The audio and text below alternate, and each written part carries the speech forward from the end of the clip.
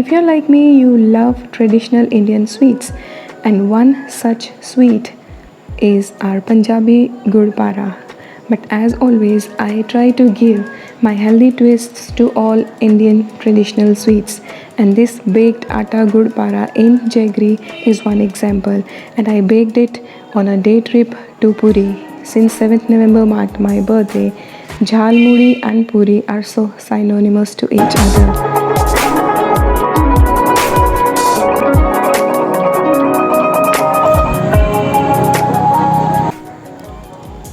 Now let's get started with the recipe. 1 cup of whole wheat flour, 2 pinches of salt, 1/4 teaspoon of ajwain, this is optional, or carom seeds, 2 tablespoons of ghee, and now continue to mix with a spoon. If you are not comfortable with mixing with spoon, you may use your hands. And continue to mix until it forms a lump.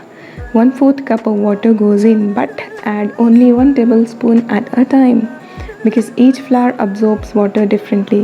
Add only that much amount of water that can hold the shape. Don't knead, and now keep it aside for 30 minutes. After 30 minutes, make small cylindrical balls as shown and preheat your air fry oven OTG convection to 160 degrees Celsius for 5 minutes.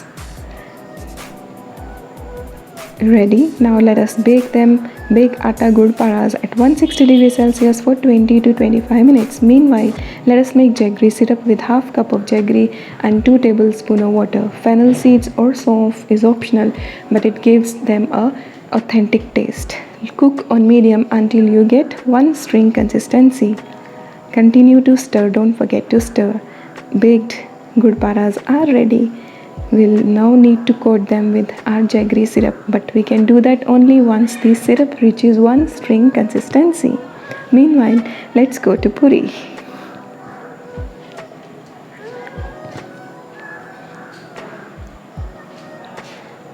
Now let us check whether the syrup is ready, and this is one string consistency or one thread consistency.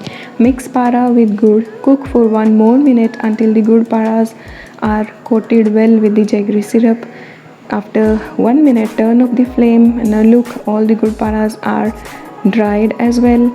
Spread sesame on a tray and remove the gud paras on the sesame. Oh, so yum, crunchy, healthy gud paras are ready to be relished. Enjoy.